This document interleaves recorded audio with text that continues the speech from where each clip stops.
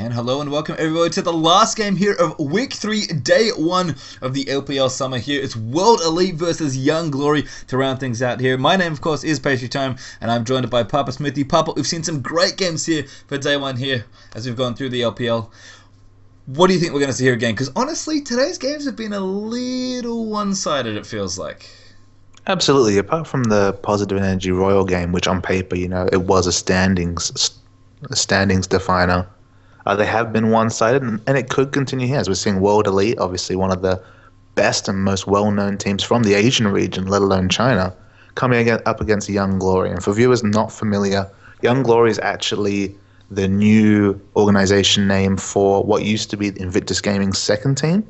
They went to the TGA Summer and actually won that tournament. They were the highest seeded team to be introduced to the LPL this season. So they do come in with some fanfare. Have struggled. They've only picked up one win against Energy Pacemaker Hong Kong so far this tournament. They're going to want to try and pick up a game against World Elite, but it's not going to be easy. Yeah, it never is. Here you can see the bands here for the draft. World Elite on the left, Thresh, Jarvan, and Lysandra, the bands out there, and of course Twister, Fate, Evelyn, Elise over on the Young Glory side. Rise again, the first pick here. We saw that in the third game of the day. IG snapped up that Rise when they could get a chance, and they did indeed. But Zach and Lee Sin are going to get through here for YG, so they can't be too upset with how the picks are going. Yeah, and PDD showed last game that we saw against LMQ, I believe, that, Rise is just so strong Pastry Time at the moment. He can build so tanky, do so much damage. He defined the last game, so a very strong first pick there, and of course flexible between top and mid lane. Yep, and you are correct. It was against LMQ there. A very nice showing there for PDD. We'll see if Salmei can make a difference here. Picks really coming through now. Nunu Vayne, the pick up there for World Elite, is their next few. Looks like we're going to see Nunu probably into the jungle if that next pick's to be believed. But Sona, Twitch there, the pick up there. Again, another Twitch. We had Pantheon Week at one point going here for this day, and now it looks like Twitch has maybe seen a lot of play today, actually. And Kennen plus Blitz are going to have... Oh, never mind. They were going to have double lightning, but looks like maybe they're swapping over to Zyra. Yeah, and the Wei Zhao Vayne. Wei Zhao's kind of played himself into form this tournament, especially on Vayne. He's moved away from the Ezreal, Caitlyn comfort picks into that hyper carry Vayne and looked wonderful doing it. And everyone likes to see Wei Zhao playing in full flight, I think. He's just such a great player. It's good to see him back on the track, and be interesting to see how he does in the Vayne lane here. Yeah, it just really is when he's going, it is so fluid how he plays. It's just incredible. And, what can we say? He's quite possibly the most famous AD carry player from the region, known for famous AD carry players. So we'll see if he can get things done here on Vayne, which as a champion, as you said, Papa, certainly something he's been enjoying quite a bit of here. Orianna, the last pick up here for YG to round things out. And it's Wombo combo time. It really is. We've got Zach, we've got Lee Sin, we've got Orianna to line things up. The power of the Twitch today has been undeniable. And with the Orianna Zach Wombo coming, the ability to initiate from out of vision with that Zac slingshot into the Orianna command shockwave, with the Twitch spray and pray. You can see exactly how Young Glory want to, take World Elite by surprise here and really blow down a team fight. But if that doesn't work, especially if Messiah can get really tanky on that Rise and sit through that burst, it's going to be worrying times for Young Glory. Yep, so last game of the day here, World Elite versus Young Glory. Another, well-established team here in World Elite versus, maybe a not-so-established team, kind of bookending the first game we had in Week 3 here of Day 1. But we'll see if YG can get it done. They would love some more wins on the board if they can get them. And, of course, against a team like World Elite, feels even sweeter here. But looks like they're just going to spot some things off there. Salmei on Kennen actually going to spot, I think he found Lee Sin, so they kind of know what's going on there. In fact, Fizzef even going to ward over the top. Very nice ward there, but cleared out nicely there by YG. Certainly worth the information there to know that they're probably coming through the tri-bush, and that's a tricky ward to put down there for Fizzef as well, so credit to him there. It looks like YG still moving aggressively here. Why not? You have the ward down, you can keep going here. I think even more care, and again another nice ward from Fizzef.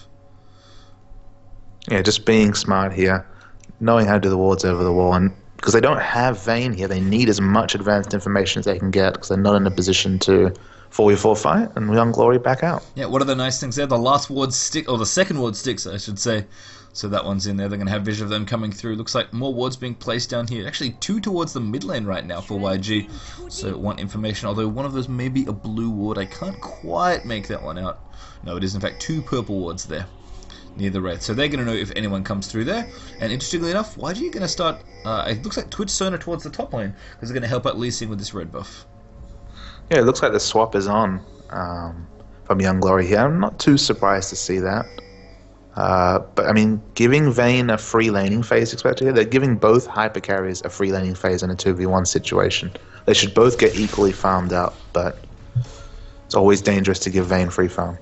Yep, so buffs have been taken well and truly at this point. In fact, Lee Sin's almost done. Nunu as well. Actually, interestingly, Man smites his blue buff there.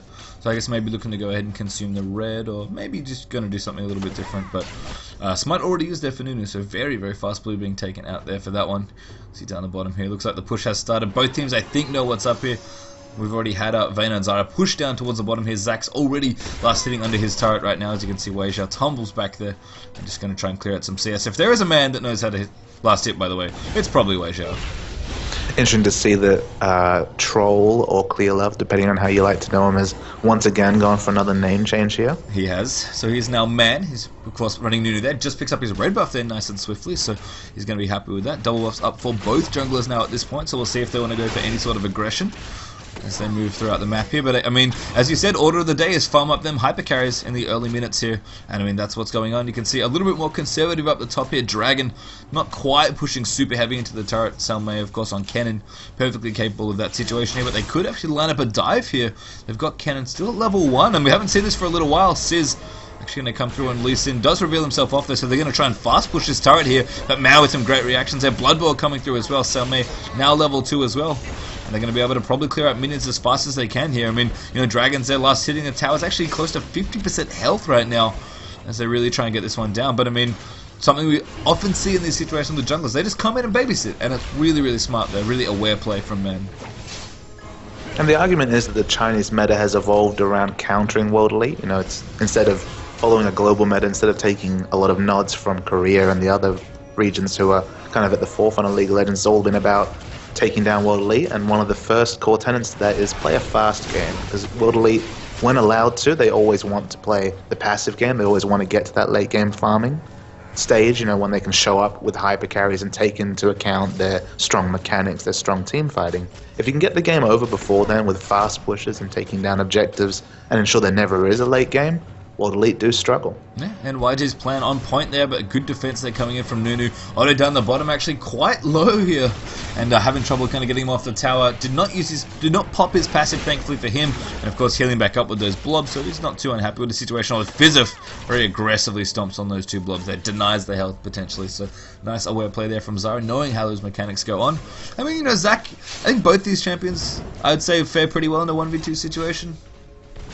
Yeah, I'd probably give the nod to Zach just because when he starts to get to low health, he is able to pick up those bloblets and heal up. You know, obviously when the max health starts to outscale the current health, he's getting some good healing from those bloblets, even when he's using abilities. I mean, Cannon, no slouch in a 1v2, even with that Doran's Blade start. Oh, pop Bobs, though. Looks like they're going to try and clear them out here. They are under the tower. They've got to be careful. A few more need to go down here. There's a good Condemn actually stunning one more. Weijia looking for it. He gets the first blood. And the barrier's not quite enough, but it doesn't matter. He gets executed there as they dive into that Zac, and poor Otto taking a little too much damage there for that one. The Ignite on the support this time around there for Fizzif was enough to clean up that kill, and they do manage to pick up all the bloodlets here and the tower down the bottom lane there as well. And that is a lot of good pressure there for World Elite. Absolutely, and it looks like the counter turret will come up, but Weijia trying to rotate as fast as possible to the top lane. Be interesting to see if they can stop this counter turret push going down. Yeah, the push is still happening here. Lee Sin was back up there again, getting it done. Salmei going to try and clear out these as well. But Nunu's back up here as well. Vayne's running there, as you said. So I think they're actually going to be able to defend it if they can get Cannon back down towards the bottom lane. He's going to have pretty much infinite time to get there. And looks like with the top lane backing off there as Sona and Twitch go back to base, they actually are going to keep that top tower in there as well, which is very, very key. The global gold will be best seen on the supports here, as Sona stuck with the Ruby Crystal compared to the completed Sightstone and a pink ward coming out for Fizzif. Although weirdly enough, World Elite actually don't choose the swap after all that posturing. You know, we saw Vayne, I guess, rushing in to defend, wanted to make sure that happened. They'd realize they backed off. They're going to leave Salmei there, actually. Maybe they'll go towards mid. Maybe they'll just go back towards bottom lane and keep pushing there.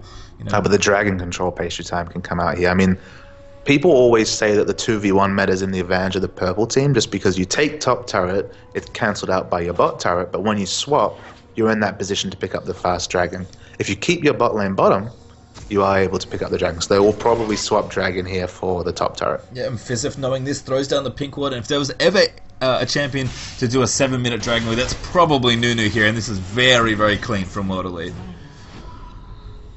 And there's the answering turret, so global gold for that particular moment equal, but of course the previous turret going down keeps it in World Elite's favour. You can see already a 1500 gold lead up for World Elite with that first blood, that turret, and of course now that dragon in there as well. So things looking good so far for World Elite fans. Young Glory going to back off here in the top lane as we rotate through the rest of the items here. Orianna finished up her chalice, which is nice for her. Looks like that lane's gone pretty comfortably for both those mid laners. Seem to have their first few items being built out here. So he's going to clean out his red buff there as well. Hits level 6 now as well for Lee Sin, so plenty of extra damage coming through. And looks like a 4-man rotation actually from YG. They want to try and take out more turrets. And as you said, Papa, if you're going to play against World Elite, especially if you're maybe a newer team like Young Glory, play it fast.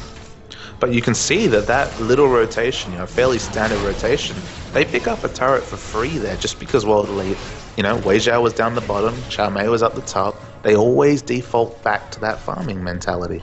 And if you can punish them for it enough times, you can carve out quite the lead. At the moment, still behind 1k, so still definitely not in the ascendancy, even with the extra global gold there. But it's something for Young Glory. Absolutely, and we do not throw the word free around lightly here, but that was certainly about as free as it gets there for a tower. A really nice aware play from YG, and that's the sort of thing you need to be doing in this spot. You really, if you can get in at all against World Elite, you really have to get in good. And as you said, once they get going, once they group up as a team, it's very hard to beat them. The teams in China know that. World Elite certainly is a team with a lot of experience. Been a long history together for the club here, especially for League of Legends in China. They know what they need to do here in this game. It's up to YG to try and stop them here. Playing a little behind here with the gold deficit, but with that tower in the middle, they'll try and take some control here. And I like the movement here. I like how proactive YG are moving around the map. Sorry. And they're answering the bot lane situation here by coming to Wei Zhao here.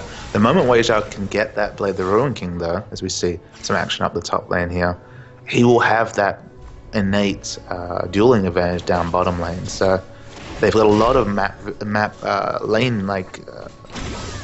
lane positioning to open up. Oh, as we see Xiao Mei go in. Here comes the baiting. Gotta gets in there, but there's the flash out for Xiao Mei, and I knew Zach did not have his passive. Lee Sin off in the wings there, trying to bait him out, but Xiao Mei flashes out of the way of Lee Sin there. A little too deep there for Zach, unfortunately, as Messiah in the mid unloads there onto Orianna, who gets pretty low there, forced to eat some potions back up. Over 50% health, but again, Rise being aggressive here down the bottom now. World Elite's bottom lane. And I was stumbling over my words before, but because of the turret being down in such a long lane down bottom, Wei Zhao actually able to open up a CS advantage here. 13 CS down bottom, actually a CS advantage all over the map at the moment for World Elite. They are starting to slowly run over their opponents. And you don't normally need much to give Wei Zhao a CS advantage, but certainly the situation affording him even more time and even more room here, which I'm sure he's happy about here. Messiah again just unleashes. Is it just me, or is Desperate Power on a stupidly low cooldown? Obviously his passive Arcane Mastery is going to give him, and the blue buff I guess at this point as well, going to give Rise plenty of cooldown, but every single time the ultimate's up, it seems like Rise players just pop it. Well, while I'm talking, just watch the cooldown. Just mow down on the icon on the side of the screen. Yeah. I believe it's on a 70-second base cooldown, then you have 10% free cooldown reduction from your Q ability, 20% from the blue buff, and then 1 second every time you do a spell. It all adds up to a very short going there as well. Young's so condemned into the wall, and oh goodness, Vayne there with the cleanup there. That was a very aggressive 4-man dive there from World Elite, but they'll pick up the tower here as well. Again, Messiah is getting in, speeds himself up with the ultimate, gets it right into the Rune Prison, and condemn into the trees there is good night for Yancer. But interesting to see World Elite grouping, and this season of the LPL. World Elite last season, a huge disappointment to them to finish 4th, in a league that was almost seen as a formality. Everybody thought, hey, it's going to be World Elite, maybe Invictus Gaming will sneak out with it. Those two didn't even make the finals of the spring split, so World Elite, they didn't change their roster, they've kept the same roster here, but they've got a lot of questions to answer, I think, to the Chinese fans and to the global fans, because they haven't had those results recently. And they're off to a decent start here in the summer LPL. They're going to continue here in week 3. Up here against YG, looking okay here with a decent gold lead here, creeping up towards 3,000. Almost 1,000. They've got to show new strings to their bow, and I think, little situations like that aggressive turret pickup and turret dive new strings to the bow for World Elite. Or maybe this, where Wei Zhao is camping in a bush up in towards the top lane. He's certainly not CSing in an empty lane farm situation, is he? No, I mean, it looks like Rai's actually going to pick up the empty lane farm there as he rotates toward the mid, and it looks like Wei Zhao finally reveals himself off there. They are indeed going for the push, but World Elite, they can't really do a whole lot. You know, Vayne sort of short range. I mean, average range for an AD carry in reality, but just in general feels very naked when you're going in just attacking a turret as someone like Vayne, even with something like Tumble or your ultimate to make you slightly invisible there as well. Blade of the Ruin King's finished up though, so Wei Zhao's going to be happy with that one. And looks like World Elite just trying to find a foothold again. I mean, you know, it's funny for you to say that, you know, they're trying new little things, you know, maybe still ironing out some of the kinks here and there, because they're not super decisive, and before we saw Young Glory just be like, you know what, I'm going to take this mid tower and just completely blitz through it. I think it's just a different thing for them, because they were just so dominant for so long pastry time, and now the questions are asked after their 4th place finish. I mean, they're happy with their roster, clearly, they've kept that together, but it's the strategies that can always be tweaked on and just, you know, made a little bit better. Maybe the secret is to change the jungler's name. That's about the only thing. It's a consistent pull from the World Elite play, isn't it? Yes, that's about the only change World Elite seem to make, is that their jungler changes his ID. And looks like they're going to take Dragon here as well. Maybe start the first real team fight of the game here. 5v5. The ward's being put down. The Dragon down though. As a Vayne picks up the last hit there on that one. Zac nowhere to be seen for Young Glory, unfortunately. Going to make contesting that one pretty much impossible there, and World Elite are going to happily walk out of that one completely unscathed and a little bit richer as well. Yeah, I mean, no ability to contest with Zac being dead there, but another objective for World Elite, they'll take it. It's only a 3,500 gold lead here, so nothing, no panic stations yet for Young Glory, but, you know, every little advantage they'll take. I have to say, we have seen Nunu banned quite a few times in today's play, and I wasn't, you know, when I saw Jungle Nunu here from Man, I wasn't too sure how aggressive he was going to be. Lee Sin, definitely a jungler that does well against Nunu for the most part, because Nunu kind of has trouble counter jungling and can't really duel or get away from him that easily, but I just like the fact that, you know, Nunu's able to basically make Wei Zhao into an absolute beast here, and, you know, that definitely... Absolutely, it's not a... I need to keep Lee Sin out of the game pick here. You know, he hasn't been super aggressive about his counter jungling, but he will be able to control space with the absolute zero in team fights and blood boil the hyper carry Vayne, and that's probably enough for your jungler, you know, to be putting out in a team fight. Man's actually quite behind on CS compared to Lee Sin. He's 30 behind.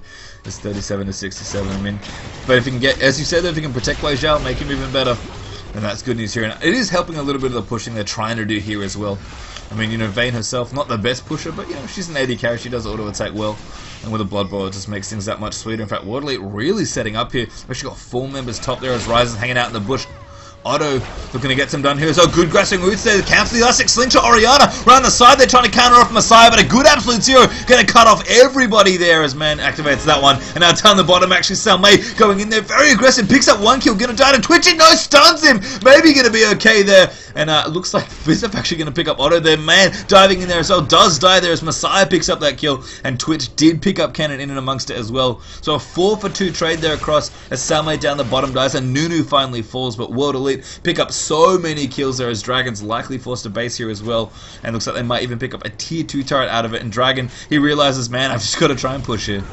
And critically, for a triple damage threat team like World Elite's putting out here, the kills evenly spread across, so they'll be all their carries in a happy spot here are World Elite. Yep, everyone with 2 kills. The only death actually on a Wei Zhao between those 3 players. Of course, the other one coming out from Man who just died in there as well. Dragon will pick up the bottom turret there, so he's going to be happy with that. But things getting away here from Young Glory, and it's one of the things about World Elite. They never really seem to be... It's rare that they completely destroy an opponent. It certainly happens, and when they do it, it looks very, very clean, very methodical, much like World Elite play generally. But, you know, when they win, it's not always obvious why, but every little thing adds up. And as you said, Papa, if you get them grouped together in a spot where they have equal or better farm, they are so good as a team. Absolutely, and some really strong pickups coming out of Rise here as we see the Rod of Ages and the Archangels finished at 16 minutes. I mean, when we talked about power times, we talked about how outstanding it was to have one of those items at 12 minutes. Now things going a bit crazy based on time. Yeah, Rise is really turboing up here as Messiah just got so many items right now, and it is scary. It's definitely scary. We saw PDD in the 3rd game here today just go absolute man mode and really just do everything. And you can kind of tell why, you know, 2 of the established Chinese teams here, IG and World Elite, really value that Rice pick. I mean, it was picked instantly as the first pick without question when they had the opportunity to do so. And the maths was done a while back about comparing just how strong the ability is to get that 40% CDR super fast. With that cheap Spirit Visage pickup, you're able to hit that 40% CDR super fast, and how much damaged output that gives you. I mean, Rise feels like such a great pick when you can pick him against double AP and Spirit Visage becomes part of your core build, because you hit your damage threshold so early that no one can answer it. You can walk into a team fight, you have the Rod of Ages and Seraphs, which of course, he double dips on the mana scale and he gets a lot of health and eventually a shield from the Seraph's Embrace. Then he has the magic resistant cooldown reduction from the Spirit Visage.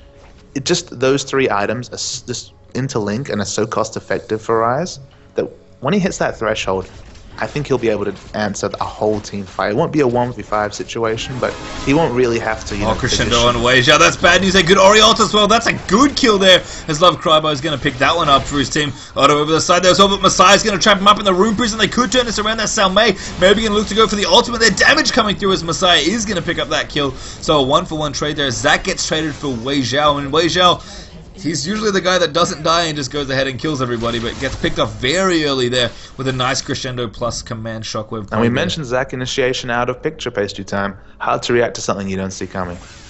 Absolutely. And that one not quite working out there. I mean, a 1-for-1 trade's not the worst there for Young Glory, but after picking off Weijia very, very quickly, they would have loved to get more out of that team fight. And I mean, World Elite, as you said, doing a bit more early grouping. They 4-manned there with Nunu, just coming in and pushing down, and Weijia was unfortunately a little too far ahead, gets himself picked off there. But Messiah really, this game may be the story for World Elite in terms of how they're doing in this game, because he is scary and getting much, much scarier, as you pointed out. And crucially for World Elite, even when Vayne goes down, they still have 3 ranged auto attackers to be able to siege turrets down, so they always have pushing pressure here, even if their hyper carry goes down. Yeah, looks like Salmei looking aggressive. He wants to go for Love Crybo, giving a taste of your own medicine. Weijia's got to be happy with that one going down, as Salmei is going to pick up that kill. Looks like Sizz over the top there, wall jumps his way over the trees, and he'll be okay for now. And Weijia, every time I have to say, it's funny that you mentioned World Elite, kind of changing some of their habits, but every other time I've looked for Weijia on the map, he's been off just farming somewhere, because, old habits die hard. Old habits die hard is the famous story, isn't it? It really is, and unfortunately, he's actually behind in CS still, which I'm sure he's very disappointed about, but, I mean, at this point, World Elite, they've got great control here. I mean, 5 turrets to 3 is quite nice here, Young Glory, obviously with the requisite outer turrets, which is good. Oh, that's not good news there for Sizz. He tries to protect his red buff, but that's going to be a kill there for Salmei.